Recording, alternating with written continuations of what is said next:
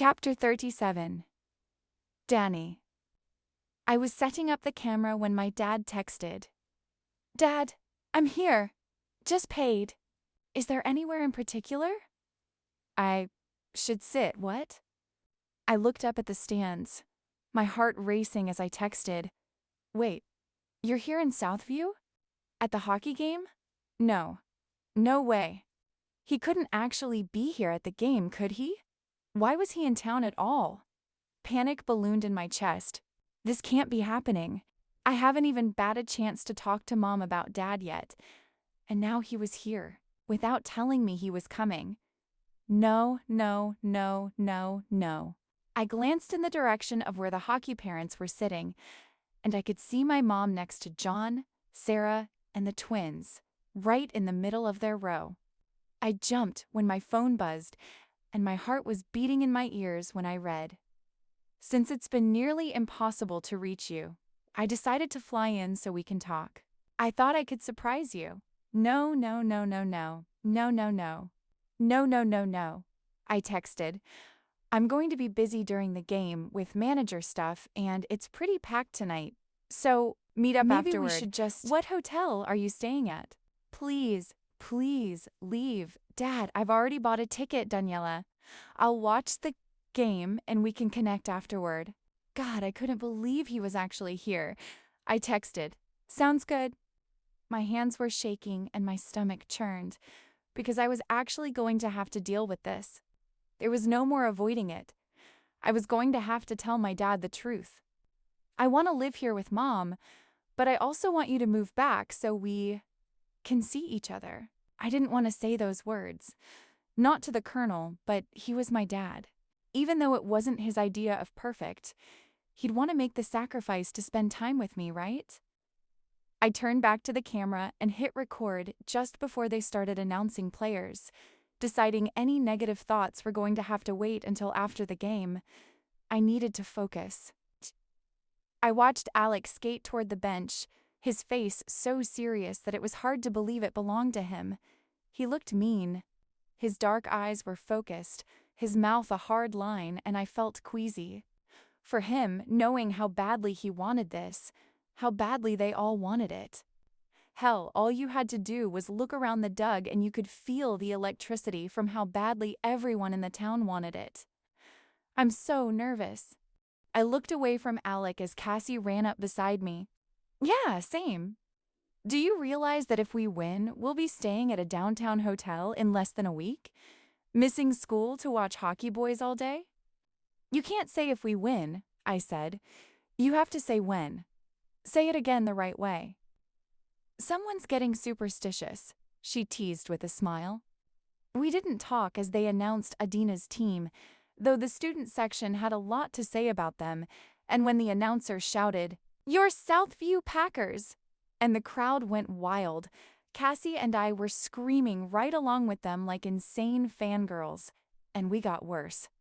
We yelled when they announced Richie, we hollered when they announced Vinny, and Cassie whistled with her fingers when they announced Kyle. But my heart was in my throat when they announced Alec.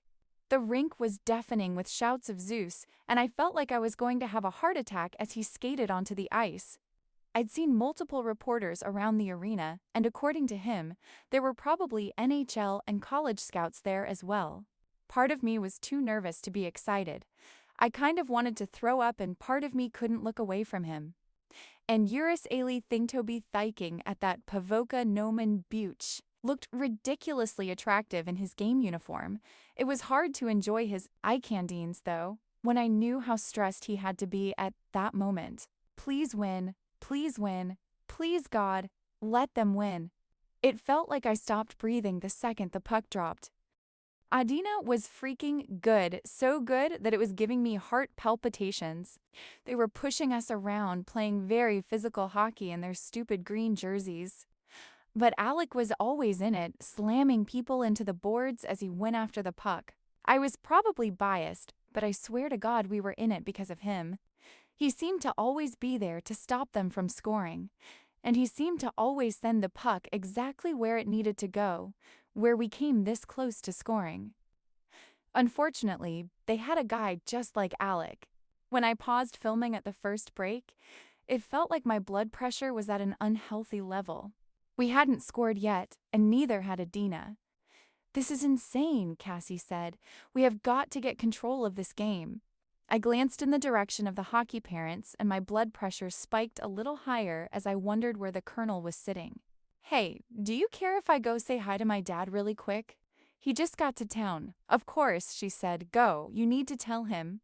I told her about the situation with my dad at Bryce's party when she found me almost in tears after talking to him, but I'd been nervous ever since that she was going to tell someone, Alec specifically, and he didn't need the distraction.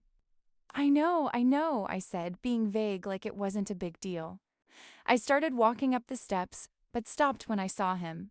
My dad was sitting in the very last row, up by the mural, and he was glaring at my mom. He was craning his neck, staring down at where she sat in the very center of the Packer parent section. She looked happy and like she was where she belonged, and he looked utterly disgusted. It was sad and made my stomach hurt. I had no idea what to do with myself at that moment, so I did the only thing I could. I hustled back to my filming spot and hoped for the best. That was fast. "How'd it go?" Cassie asked as I sat down beside her. "I chickened out," I said, forcing myself not to look up in their direction. Didn't even talk to him. Just then, the guys came back out, and the second I saw number 7, I stopped thinking about my dad altogether. Because when the game started back up, it was no less intense than before. Adina scored almost immediately, but a minute later, thank God, Richie sent one into the goal and evened the score. I was screaming as I watched Alec's stick go up, and he skated over in celebration. After that, things got even more physical. Alec totally slammed Adina's number 6 face first into the boards and got sent to the penalty box for the hit, but as the Adina fans heckled him through the glass, he grinned like he found them to be adorable. Dear God, he was cocky in the hottest way. We scored again, Kyle this time, but Adina followed up with their own goal. I never would have imagined a hockey game could be this terribly, horribly riveting. I was losing my voice with all the screaming, especially when Alex scored a goal 3 seconds before the period ended. Cassie knocked over the camera when she shot out of her seat, and we started jumping up and down together, hugging and screaming. And I didn't even lean down to pick it up until after I got to say, "LB, sir," rounded by his teammates. And then they did a chest bump, a plexiglass thing in front of the rabid student section, and the crowd lost their minds. My throat was tight, my heart was full. I was in jeopardy of bursting into happy tears as I watched them leave the ice, energized by their sudden lead. I didn't move from my seat during the intermission this time because I didn't want to see that with my parents again. Watching the Zamboni and stressing over the game sounded like a lot more fun. All thoughts of my parents vanished when the guys came back out. I hit play and focused on Alakaz, always watching his face as he got ready for the third and final period. It took all of 33 seconds for Southview to score. Kyle got the rebound on a shot from Richie on a 2-A-2 breakaway, which meant Cassie and I nearly broke the camera again, jumping and screaming. After that, I couldn't sit still because the clock seemed to be moving way too slowly. Yes, we were up by 1, but Adina was way too good for that to be a comfortable lead. I clapped and yelled random nonsense that no one but me could hear or understand. And then, with a minute left in the period, the entire crowd started counting down the seconds until 5, 4, 3, 2, 1. "Oh my God," I screamed, leaping to my feet. "Holy she!" Cassie shouted, hugging the custodian who was standing beside her. The buzzer sounded and it was over. We were going to the X. Oh my God. Cassie yelled in my ear as she hugged me, and we freaked out with the rest of the arena. I was screaming and crying and jumping, but my eyes were stuck on Alec and the team. It was happening. We made the tournament. I could barely see through the happy tears as the team piled on top of each other in front of the student section, and as I stood there with Cassie, watching the celebration, I knew that nothing was fake. As hard as I'd tried to create a separation, every single thing was real. This team, Cassie, the Doug, Southview, I was obsessed with everything in this moment, not as a person using them as a backdrop for a ruse, but as a person who truly and genuinely wanted to be a part of all of it. "You're so happy," Cassie said as she looked at my teary face, shaking her head. "Look at you." And she pulled me into a hug that made me happy, cry even harder.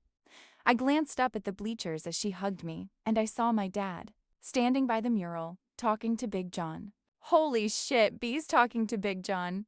The few times I remembered my dad ever coming with us to Minnesota, quick little trips for weddings and graduations, never the month-long summer vacation, he'd always been okay with John. I wouldn't say he liked him, but they'd always gotten along. So had they just connected that minute, or did my mom already know my dad was there?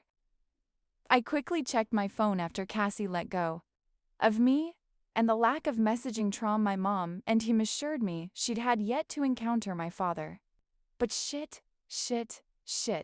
It was only a matter of time. "Girls," the trophy came out and Coach A's yelled for us to come onto the ice for pictures. Apparently, team managers really were part of the team. I swallowed and went out with Cassie, laughing with her while something in my chest burned with a warmth that felt like it had to glow.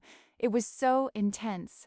Because this photo was going to be in the yearbook, maybe on the mural, and my time at Southview was going to be forever not left behind.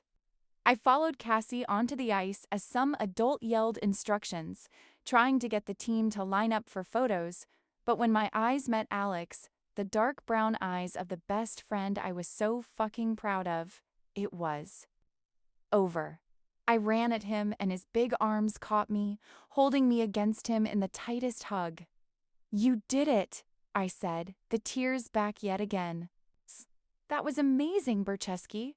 "Thanks," he said, and when he pulled back, I loved how huge his grin was. That was the smile of my old friend, the full-on beam of the happiest boy I'd ever known. "You're going to the tournament," I said, lifting my hand to touch the chain around his neck as I squealed out the words. "Hell yes, we fucking are," he said, squeezing my waist and grinning, looking like he wanted to shout again. "You know, you're gonna have to reenact the locker room tie-up for the rest of the games, right?" "Of course I am," I said, feeling almost breathless with joy. But as I looked at his wide smile and the way it made his eyes squint as he looked down at me, all I could see was the Alec I'd always loved, the nerdy boy I'd kissed in the shed. There was no Zeus, no fake boyfriend, just my Alec. Holy shit, I love him. The realization settled over me, shocking and absolutely unsurprising all at once. "Your face," he said, amusement shining in those brown eyes. "What is that look?" I met his gaze as my heart raced, and I couldn't stop myself from blurting, "I really, really want this to be real."